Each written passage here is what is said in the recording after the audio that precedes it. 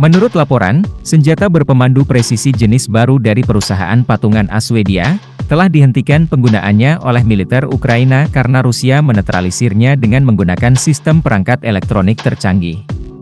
Pejabat Ukraina dan Barat mengatakan kepada Wall Street Journal bahwa rudal atau bom luncur berdiameter kecil yang diluncurkan di darat, GLSDB, yang diproduksi oleh dua perusahaan Boeing, AS, dan Saab, Swedia, telah dinetralkan dan dihancurkan. Bom itu tidak lagi digunakan oleh Ukraina tetapi menunggu perbaikan.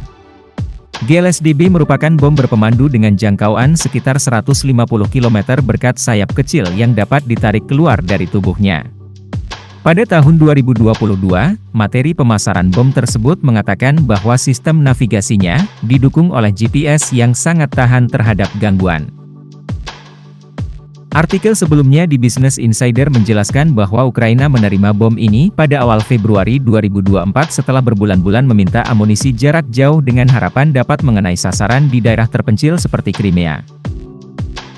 Pada bulan April, Defense One melaporkan bahwa Wakil Menteri Pertahanan AS Bill LaPlante mengatakan bahwa versi senjata udara ke darat yang diluncurkan dari darat menjadi rentan terhadap serangan peperangan elektronik Rusia. Menurut Defense One, Tuan LaPlante mungkin mengacu pada GLSDB. Ketika Anda mengirimkan sesuatu yang tidak berhasil kepada orang-orang yang berada dalam perjuangan hidup dan mati, mereka akan mencobanya 3 kali dan kemudian membuangnya, kata LaPlante, seraya menambahkan bahwa Ukraina tampaknya tidak lagi tertarik pada hal tersebut. Senjata ini juga?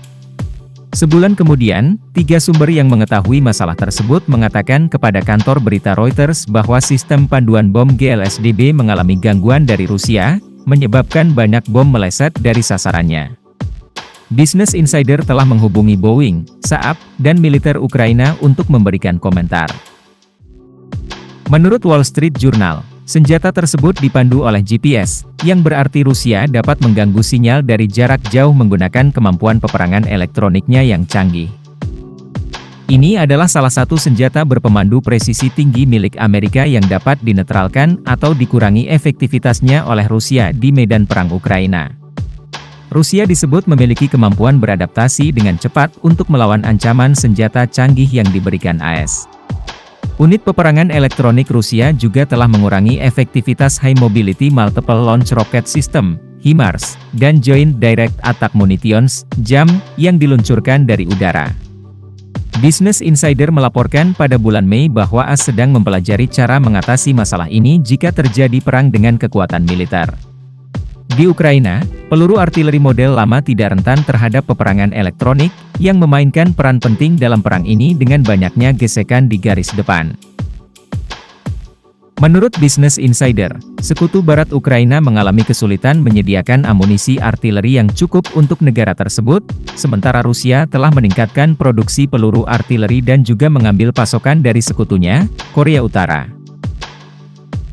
Setelah Rusia membuat kemajuan di medan perang awal tahun ini ketika Partai Republik di Kongres AS memblokir bantuan ke Ukraina, dimulainya kembali bantuan telah memungkinkan Ukraina untuk memblokir kemajuan lebih lanjut dari pasukan Rusia, dan sekali lagi membuat konflik menemui jalan buntu. GLSDB bom luncur versi baru berpemandu presisi GBU-39V. Rudal bom luncur ini diadaptasi untuk digunakan dalam sistem roket peluncuran ganda, MLRS. GLSDB juga bisa ditembakkan dari berbagai sistem peluncuran roket seperti HIMARS yang sudah dimiliki militer Ukraina.